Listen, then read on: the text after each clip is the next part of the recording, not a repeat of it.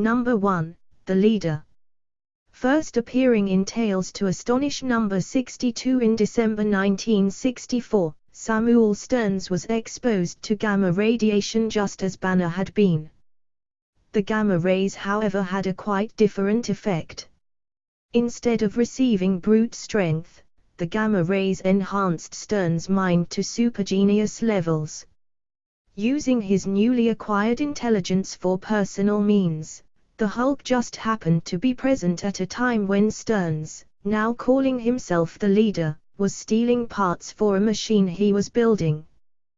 This was the first of many setbacks the Hulk would cause the Leader. After numerous setbacks, the Leader refocused his efforts on finding a way to rid the world of the Hulk once and for all. The Leader is truly the opposite force to the Hulk in every way, perfectly exemplifying the word nemesis. Sending wave after wave of his creations to battle the Hulk, robotic war machines or rubbery pink humanoids, the Leader used his intelligence rather than brute force to battle the Hulk, and at times it was Banner who was forced to battle the Leader in a game of wits rather than strength. Perhaps the Leader's greatest triumph was during the Ground Zero saga, where he detonated a gamma bomb that seemingly atomized the Hulk and transformed a small town populace into gamma mutates. A supervillain mastermind, the Leader has defeated the Hulk numerous times and has solidified his place as Hulk's greatest enemy.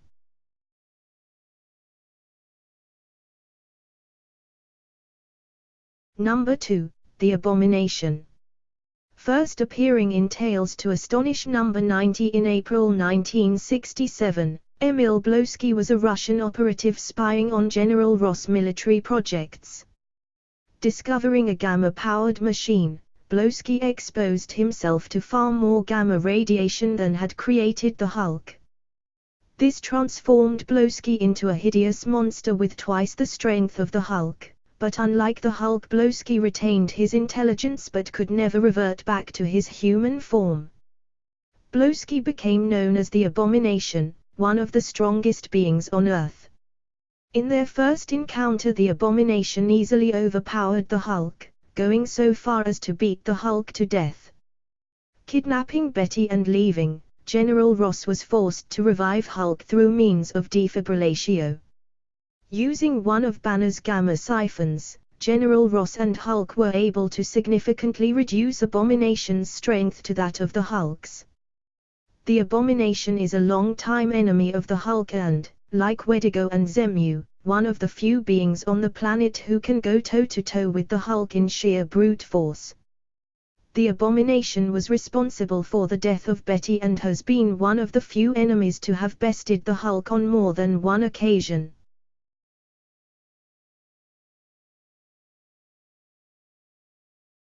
Number 3, General Thunderbolt Ross. First appearing in The Incredible Hulk number 1 in May 1962, General Thaddeus Thunderbolt Ross was there at the Hulk's birth and partially responsible. General Ross was head of the Gamma Bomb project that resulted in the Hulk's creation. A military man, the General has an unyielding desire to safeguard the United States from all threats, foreign and domestic. With unlimited government resources at his disposal, General Ross has proven to be one of the Hulk's most tenacious enemies. Not only does the General battle the Hulk with his military forces, but he also disapproves of Bruce Banner's relationship with Betty, the General's daughter. Combating both Bruce and the Hulk, Thunderbolt Ross has stooped to lows he'd never thought he'd make, allying himself with vile villains such as MODOK and the Abomination, attempting to gutto Banner outright, and even so low as to become the very thing he hates, a crimson-hued Hulk himself. Though not an actual villainous person, Ross has been an antagonist to the Hulk since the very beginning.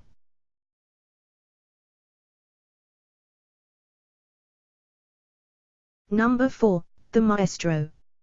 First appearing in The Incredible Hulk, Future Imperfect number 1 in December 1992, the Maestro is the Hulk from one possible future timeline.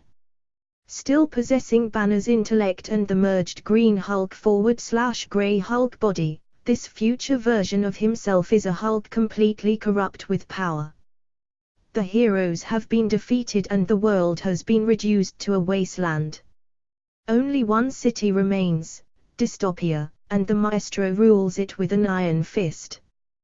Bruce has long feared what would happen if the Hulk's rage ever went out of control. Ironically, it wouldn't be the rage but the power combined with Banner's intelligence that would turn the Hulk into that which he always feared. Freedom fighters from the Maestro's dark future traveled back in time to retrieve the only one capable of defeating the tyrant, the Hulk from the present. Facing the Maestro shook Banner to his core, and the possibility of the Maestro surfacing in the future helps keep Banner and Hulk on the straight and narrow path of the hero.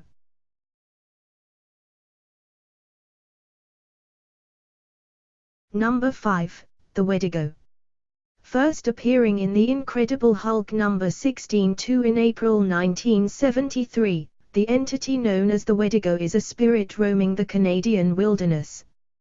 When a human cannibalizes another, this spirit possesses the human and transforms them into the man-eating beast men call the Wendigo.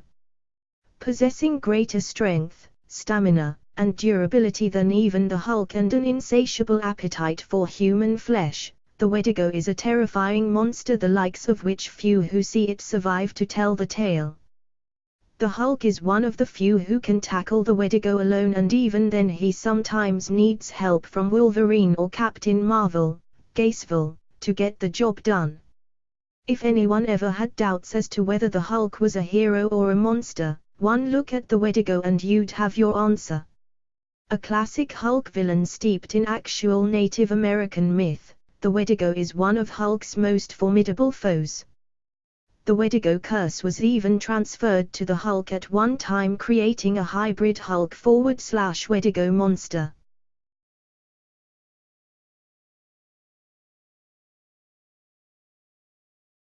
Number 6, Tyros.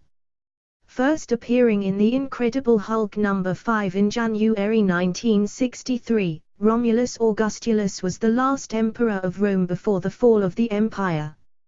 Exiled to the cavernous depths of Subterria, it was there that he discovered the well feeding the fountain of youth. Drinking the water, Tyros became immortal. Also in Subterria he discovered the advanced technologies of the Deviants. With dreams of creating the ultimate empire on Earth, Tyros has returned to the surface time and time again, attempting to conquer the world.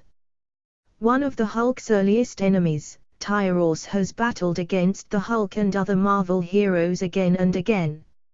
Intelligent, immortal, and a lust for conquest only a Roman could possess, Tyros once took over the golden city of El Dorado, and using the technologies therein became a being of pure energy. Tyros at one time found himself merged with Hulk's other enemy, the Abomination. Perhaps the most devastating blow the tyrant has ever dealt to the Hulk was the seduction of Betty Ross. Tyros makes the list for attacking Hulk on multiple levels over and over again.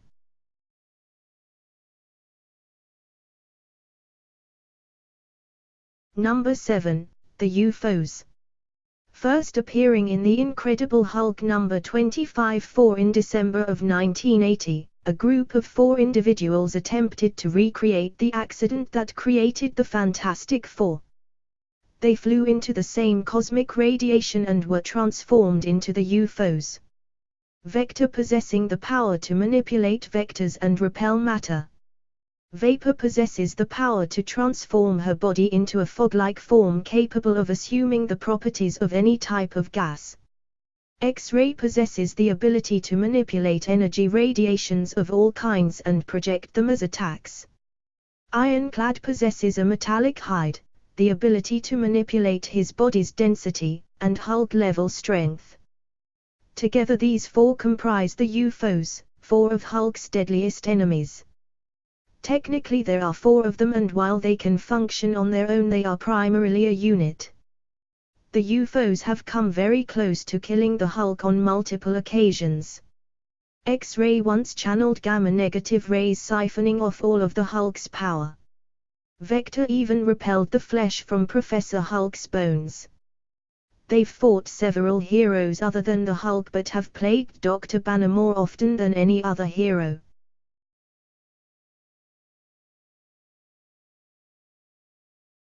Number 8, Zax the Living Dynamo. First appearing in The Incredible Hulk number 16/6 in August 1973, Zax is a being of pure energy. Created during an electrical explosion inside an atomic reactor, Zax possesses the ability to absorb and channel all forms of electrical current. Zax can even absorb the electric synapses firing in human brains, temporarily taking on the personalities of its victims. Zax is a unique villain in Hulk's rogues gallery as one of the few enemies Hulk cannot physically touch or pummel with his fists. Zax has repeatedly battled the Hulk over the years, one of his more notable encounters being where he absorbed General Ross' mind, combining Ross' unyielding desire to destroy the Hulk with Zax's nigh unlimited power. Zax makes the list for the unique threat he presents to the Hulk and for returning numerous times with Electrify Terror.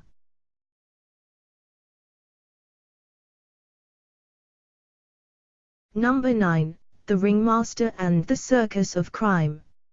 First appearing in The Incredible Hulk number 3 in September 1962, Maynard Thibault became the ringmaster of the Circus of Crime. Through the use of a hypnotic disc upon his ringmaster's hat, Maynard would place the audience under a hypnotic stasis and the rest of the circus performers would rob the crowd blind. Then Ringmaster would mind-wipe the audience of any memory of being robbed and the circus would pack up and move on to the next unsuspecting town. The Ringmaster makes the list in honor of being one of the Hulk's earliest villains. Thibault hypnotized the Hulk and forced the Green Goliath into the service of the circus. With the help of Rick Jones, Hulk was able to break free from Ringmaster's mind control and thwart the Circus of Crime. Not exclusive to the Hulk, the Ringmaster has had encounters with many heroes, narrowly succeeding more than once against the likes of Spider-Man, Daredevil, and even the Avengers. The Ringmaster and his circus always seem to come back around to the Hulk, pitting him against the seductive Princess Python or even a mind-controlled Dragon Man.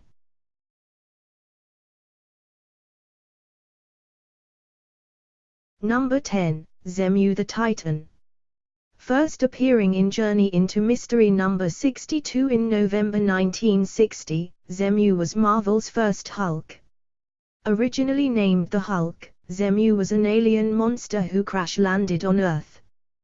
Possessing telepathy and strength surpassing even that of today's Hulk, Bruce Banner. Zemu mind-controlled entire towns of people, forcing them to rebuild his spaceship. Zemu makes our list for being one of the few Hulk foes who can outclass the Green Goliath in sheer strength. During his first encounter with Earth's superheroes, Zemu defeated both Namor the Submariner and Doctor Strange before coming face to face with his successor, Bruce Banner aka the Hulk. Through the combined might of the Defenders, Hulk was able to drive Zemu away. Zemu has returned on multiple occasions since then to battle the Hulk and has even made his television debut on the show Hulk, Agents of SMSH.